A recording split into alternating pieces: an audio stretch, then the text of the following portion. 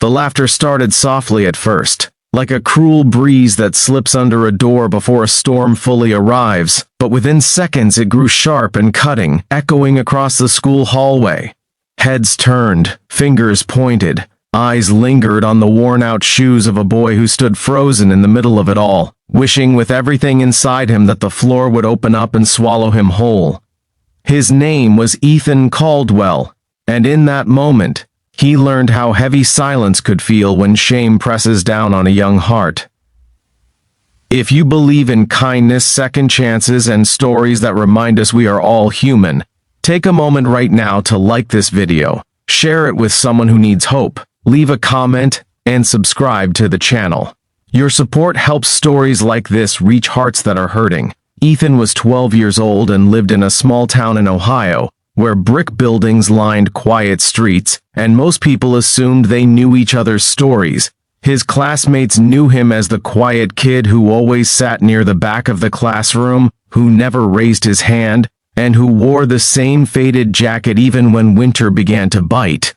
What they didn't know was how hard his life had been shaped by things far beyond a child's control. His shoes were old, the soles thinning and cracked, the fabric stretched and frayed from years of use. They had once belonged to his older cousin, then to him, and every morning Ethan cleaned them carefully, hoping they would look less noticeable under the bright school lights. The mocking began during gym class, when someone noticed the loose sole flapping slightly as he walked across the polished floor. Laughter spread quickly, and soon whispers turned into cruel jokes. Some students mimicked his walk, others smirked, and a few pretended not to see anything at all. Ethan kept his eyes down, his ears burning, his chest tight as if he couldn't get enough air. He thought of his father, Michael Caldwell, waking up before dawn every day, hands cracked from labor, shoulders heavy with exhaustion, yet still smiling as he packed Ethan's lunch. Ethan never complained at home. He never asked for new shoes. He knew how thin the line was between surviving and sinking. At home, their small apartment was quiet but warm. Michael worked 2 jobs, one at a warehouse and another doing evening maintenance at a local church. Faith was the one thing he carried with him everywhere, not loudly, not proudly, but steadily, like a lantern in the dark. Since Ethan's mother had passed away years earlier, life had become a careful balancing act of bills, grief, and hope. Michael believed deeply that God watched over them, even when answers didn't come quickly. Ethan believed too, though on days like this, it felt harder to understand why he had to be the one standing alone in the hallway while others laughed. The bullying didn't stop after that day. It followed Ethan into classrooms, onto the playground, and even into his thoughts at night when he lay awake staring at the ceiling. His grades slipped, his shoulders hunched. Teachers noticed the change but assumed it was just a phase. At lunch, he sat alone, carefully placing his feet under the table so no one could see his shoes. Each day felt like another test of endurance, another reminder that being poor was something people noticed before anything else about him. One afternoon, a note was sent home asking Michael to come to the school. The words were polite but firm, mentioning concerns about Ethan's behavior, his withdrawal, and a recent incident involving teasing. Michael read the note after a long shift, his tired eyes scanning the paper while Ethan pretended to do homework nearby. Michael didn't say much, but his silence carried weight. He knew his son too well. He had seen that look before, the one that tried to hide pain behind obedience. The next day, Michael arrived at the school earlier than expected. He wore clean but simple clothes, his posture straight, despite the fatigue etched into his face.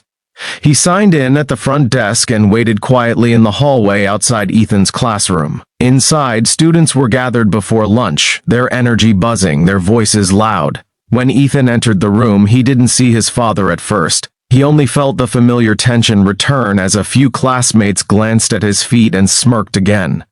What happened next shifted something invisible but powerful in the air.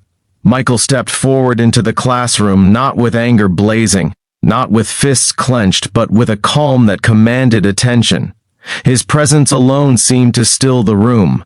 The teacher paused, Students fell silent. Michael's eyes moved across the room, not accusing, not threatening, but deeply aware.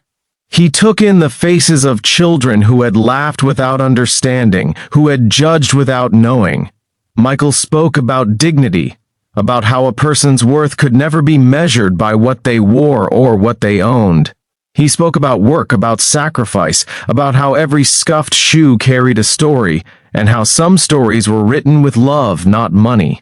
He spoke as a father who had done his best, as a man who believed that kindness was not optional but essential. There were no raised voices, no dramatic gestures, only truth delivered with quiet strength. Ethan stood there, his heart pounding, his eyes burning with unshed tears.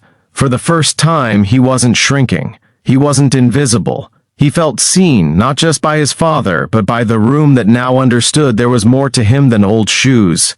Something shifted in the faces around him. Smirks faded. Eyes dropped. A few students looked genuinely ashamed. In the days that followed, things slowly began to change. The teasing stopped, not all at once, but enough that Ethan noticed the silence felt different now. Teachers became more attentive.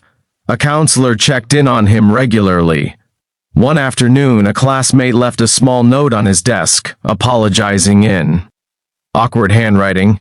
Ethan didn't know how to respond, but he held on to that note like proof that people could grow. Michael never bragged about what he did. At home, life continued much the same, except Ethan walked a little taller. Weeks later, the church where Michael worked surprised him with a gift card, quietly collected by people who had heard about his dedication and humility. Michael used part of it to buy Ethan a new pair of shoes, sturdy and clean. When Ethan put them on, he felt grateful, but he also knew that the most important thing his father had given him wasn't something you could wear. Ethan learned that day that poverty did not define him, that kindness could silence cruelty, and that standing up didn't always require shouting. He learned that faith wasn't just about prayers whispered in the dark, but about actions taken in the light. His father's quiet courage became something he carried with him, shaping how he treated others, how he saw himself, and how he believed in the future. Years later, Ethan would remember that hallway, the laughter, and the moment it stopped. He would remember how his father walked in, not as a hero from a movie, but as a real man with tired eyes and a strong heart. That memory would guide him through challenges far greater than worn-out shoes, reminding him that even in the hardest moments, dignity could rise above cruelty. If this story touched your heart, please take a moment now to like the video, share it with someone who needs encouragement, and subscribe to the channel. Your support keeps these meaningful stories alive. And before this story ends, I want to ask you something special. Please comment below and tell us what this story made you feel, or share a moment when kindness changed your life. Because somewhere right now, a child like Ethan is standing quietly, hoping someone will see beyond the surface. And sometimes all it takes is one person walking in at the right moment to change everything.